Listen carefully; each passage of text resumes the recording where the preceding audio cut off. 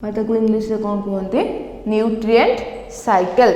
देखो तो पोषण रु तुम जानी जो आम फर्स्ट चैप्टर पोषण पढ़ी तो पोषक कौन आम बुझे पोषक कौन मेनली खाद्य रे देख पोषकटा आम कौन खाद्य रे जो रासायनिक पदार्थ रोचे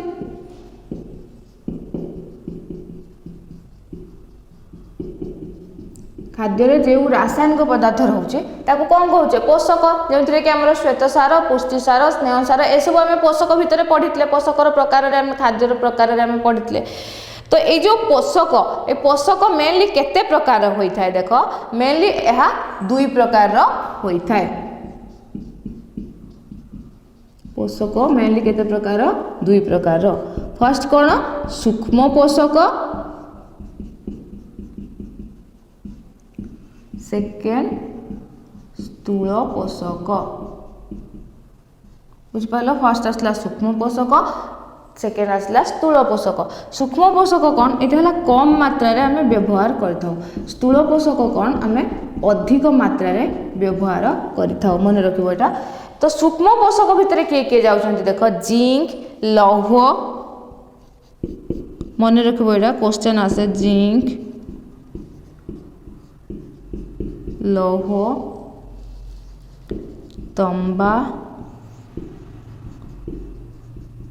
कोबाल्ट ये सब आसला आमर सूक्ष्म पोषक भितर और स्थूल पोषक कौन आसो अम्लजान उद्जान अंगारक फॉस्फोरस ए सब आसो के आमर स्थूल पोषक तुम्हें भी जानथिबो आमे अधिक परिमाण रे अम्लजान अंगारकाम्ल ए सब आमर अधिक परिमाण रे आवश्यक होता है तो ता अधिक परिमाण रे होइथिबारु तो सेटा कोन गला आमर स्थूल पोषक रे प्रत्येक जीव शरीर केतेक मौलिक उपादान को नहीं गठित बंचिबा और वृद्धि पाई मौलिक उपादान आवश्यक जो कि आमर कौन कौन आसुची मौलिक उपादान मध्य रे श्वेत अम्लजान जबक्षार जान अम्लजान उद्जान ए सब उपादान को नहीं आमर जोटा मुझे तुमको फर्स्ट रु कहली पोषक बा रासायनिक पदार्थ तो पोषक कौन खाद्य जो रासायनिक पदार्थ रोचे आमको मेन आमर कौन दरकार खाद्य दरकार कहीं खाद्य खाइले आम शक्ति पाई आम कार्य करिपरिबा तो जो शक्तिटा क्यों आसुची पोषक आसुची पोषक कौन अच्छी पोषक कौन रासायनिक खाद्य रासायनिक पदार्थ मध्य कौन कौन जाऊँ अम्लजान जबक्षारजान उद्जान पोटासियम कैल्शियम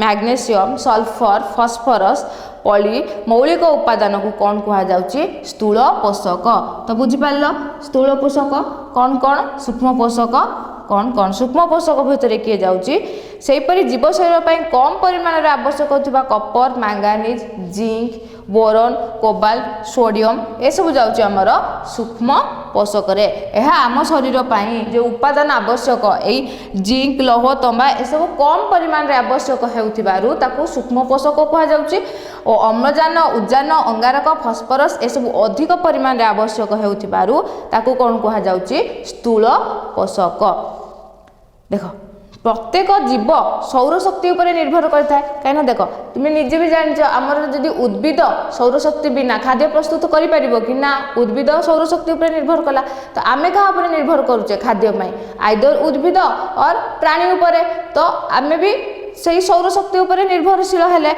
तो से कहूँ उत्पादक ठारू पोषक पदार्थ तृणभोजी और परे भक्षक प्राणी शरीर को जाइए ये जो पोषक पदार्थ रोचे फास्ट किए उद्भिद उत्पादक बा सबुज उद्भिद ग्रहण करुचे तापर क्रमशः खाद्य स्तर दे प्राथमिक भक्षक द्वितीयक भक्षक ये प्राणी शरीर को मध्य जाउची उत्पादक और भक्षकर मृत्यु पर ताहा कौन हुए माटी रे मिसी जाए तो ये मन रखिबो जो अंगारकाम्ल केते परिमाण रे अछि हमर 0.3 रु 0.4 अम्लजान केते अछि तो देखो ये जो सूक्ष्म पोषक यह आम कम आवश्यक तो यह विषय आम पढ़ा ना तो स्थूल पोषक आमको अधिक परिमाण आवश्यक जमीन कि अम्लजान जबक्षारजान ए सबू आमको अधिक परिमाण आवश्यक तो डिटेल्स आम तार गोटे गोटे चक्र अच्छी अम्लजान चक्र जबक्षारजान चक्र एक आम नेक्स्ट पढ़ा बट एबे देखो आमर वायुमंडल रे केते परिमाण रे अच्छी जबक्षारजान वायुमंडल रे केते परिमाण रे अच्छी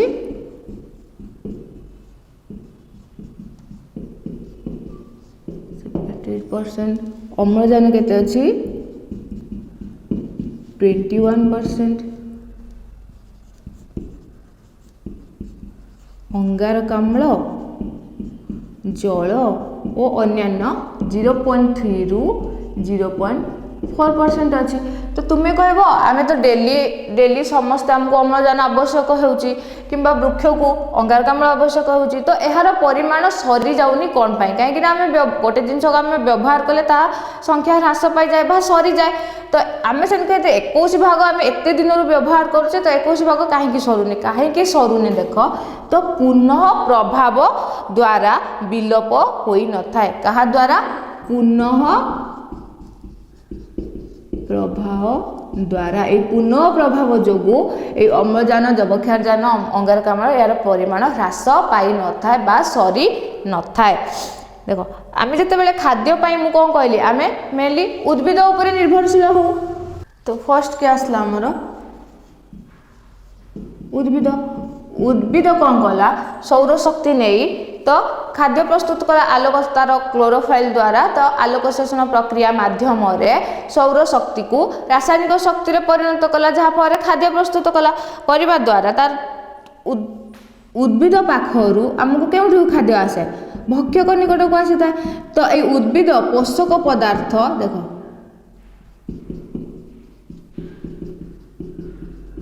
पोषक पदार्थ केमिति करे प्रवेश करे उद्भिद प्रवेश द्वारा दे पोषक पदार्थ आसे। पोषक पदार्थ को कौन हुए तो आम जो खाद्य भाव जो व्यवहार करुचे खाद्य उद्भिद और प्राणी मान निर्भर रोचे। तो आम खाइबा द्वारा तो ता कौन होची तापरे आमर जो मृत शरीर होची ए सब होची, तो ताको किए खाउचंदी आम मृत शरीर को भक्षक को किए खाए तापर अपघटक। तो अपघटक खाइबा फल अपघटक माने खाइबा फल तो ता मुक्त हो जाए। मुक्त होइकी कौन हुए परिवेश को पुनः प्रभावित होइथाए। देखो उद्भिद ठारू खाद्य पदार्थ बा पोषक पदार्थ केउठी को आसला भक्षक निकट को आसला। तो भक्षक परे तो भक्षकर मृत्यु परे तार शरीर कौन हुए माटी रे मिसी जाए, जहाँ फल माटी रे थिबा जीवाणु और कवक माने अपघटक माने से मृत शरीर को कौन करती अपघटन करी पोषक पदार्थ को पुणी परिवेश को मुक्त करी थांती। तो उद्भिद आसला प्रवेश द्वार पर कौन है पोषक। तो ये पोषक पुणी कौन हुए मुक्त हो जाए केउठी को परिवेश को। बुझिपाल ये जो मुक्त हुए कहा द्वारा हुए अपघटक द्वारा। तो ये बुझिपाल आमर आम जो खाद्य खाऊचे तो उत्पादक रु खाद्य गोटे गोटे स्तर दे उत्पादक प्राथमिक भक्षक द्वितीयक भक्षक द्वितीयक भक्षक तृतीय भक्षक एमती होइकि जेतेबेले खाद्य बा पोषक पदार्थ स्थानांतर होउची शेष रे जो भक्षकर शरीर को किए खाउची मृत शरीर को किए खाउची अपघटक। तो अपघटक कौन करे तो ताकू अपघटन करी पोषक पदार्थ को पुनः केउठी को फेराई दिए पुनः परिवेश को फेराई देइथाय। एई जो प्रक्रियाटा हेउची एटा गोटे चक्राकार पथरे होइथाय। केउ पथरे चक्राकार पथरे होइथाय। तेणु ताकू कौन कहा जाए पोषक चक्र। बुझिपाल ताकू कौन कहा जाए पोषक चक्र।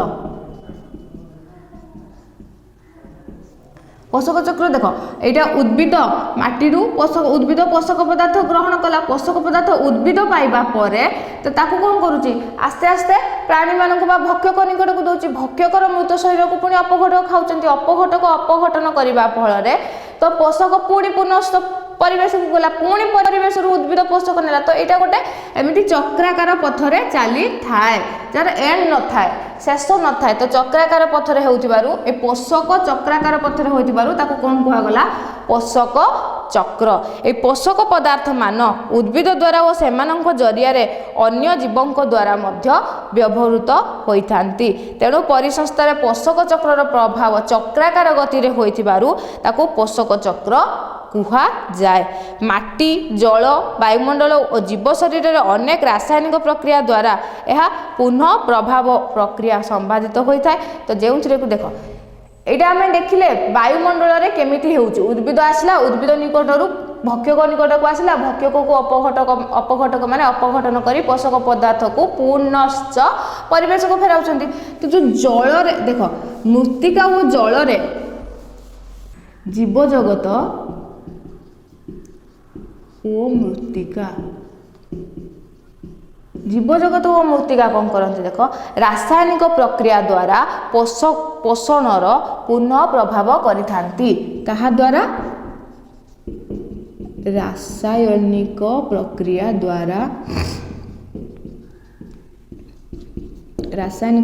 द्वारा पोषकर पुनः प्रभाव करिथांती। मन रखिबो जीव जगत और मृत्तिका रे रासायनिक प्रक्रिया द्वारा पोषकर पुनः प्रभाव होता है। तेणु ताकू कौन कहा जाए से प्रक्रिया को जैव भू रासायनिक चक्र कौन कहा जाए जैव भू रासायनिक चक्र बुझिपाल। माटी जल और जीव जगत रे रासायनिक प्रक्रिया द्वारा यही पोषकर पुनः प्रभाव हेउथिबारु ताकू कौन कहा जाउची जैव भू रासायनिक चक्र। जबक्षारजान अम्लजान और अंगारकाम्ल भली स्थूल पोषक जीव पाई अत्यंत आवश्यक। मैं जो पोषकर डिवाइड देखी भाग देखी सूक्ष्म पोषक स्थूल पोषक तो से कौन कहूँ स्थूल पोषक मुझे अधिक आम आवश्यक जमीक अम्लजान अंगारकाम्ल उद्जान। तो यही पोषकर माटी जल वायु और जीव शरीर माध्यम होता चक्राकार प्रभाव को पोषक संपदर संरक्षण कराई। तो से आम डिटेल्स देखा जबक्षारजान चक्र अम्लजान चक्र और अंगारक चक्र। तो एबे पर्यंत तुम बुझीपार पोषक चक्र कौन